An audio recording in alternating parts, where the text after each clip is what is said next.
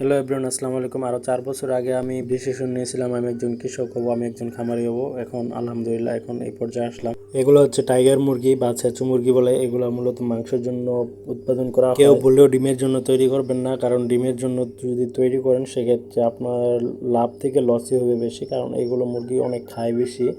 আর সবসময় একটা জিনিস মাথায় রাখবেন, এগুলো 1 কেজি হওয়ার সাথে সাথে সেল দেওয়ার চেষ্টা করবেন। বেশি বড় করতে গেলে খরচ বেশি হয়ে যায়, লাভের পরিমাণ কমে যায়, আবার অনেক ক্ষেত্রে লাভ হয় না। আরেকটা কথা বলে রাখি, আপনারা যদি টাইগার মুরগি পালন করতে চান সেক্ষেত্রে লসের পরিমাণটা বেশি হবে, কারণ হ্যাচারিরা আপনার লাভ করতে পারবে, তারা বাচ্চা বিক্রি করবে, নিজের বাচ্চা থাকবে, সেক্ষেত্রে তাদের লাভ আলাদা। এই বিষয়ে আমাদের হ্যাচারি আছে, আমাদের এই বিষয়টা আলাদা।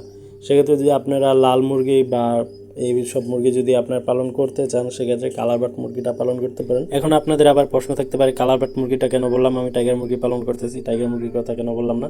দেখেন, কালার বাট মুরগিটা টাইগার মুরগির তুলনায় খায় কম, তাদের ওয়েটটা টাইগার মুরগির সমানই চলে আসছে।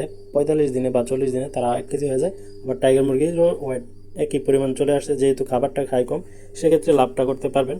আর সেকেন্ড কথা হচ্ছে, টাইগার মুরগি কিন্তু খায় অনেক বেশি, কালার বাট থেকে অনেক বেশি খাবার খায়, সেক্ষেত্রে আর কি লাভের পরিমাণটা খুব কমে যায়। এখন আমাদের বিষয়টা হচ্ছে, আমাদের হ্যাচারি আছে, আমাদের হ্যাচারি থাকার কারণে আমাদের বাচ্চা কিনতে হয় না। আমরা অল্প দামে টাইগার মুরগির বাচ্চা পেয়ে যাইতেছি। নিজের প্যারেন্টস সব কিছু নিজেরই, একটা নিজের মুরগি আছে, একটা ডিম আছে, একটা ইনকিউবেটর আছে, সব কিছু আমার নিজের, এর জন্য আমাদের লাভের পরিমাণটা বেশি থাকবে, এটা স্বাভাবিক। সেক্ষেত্রে আপনারা যদি করতে চান সেক্ষেত্রে আমাদের মতো করতে পারবেন না, এটা অস্বাভাবিক বিষয় কিছু না। এখন আমাদের মতো যদি করতে চান সেক্ষেত্রেও আপনাদের অনেক কিছু ম্যানেজমেন্ট করে তারপর এখানে আসতে হবে।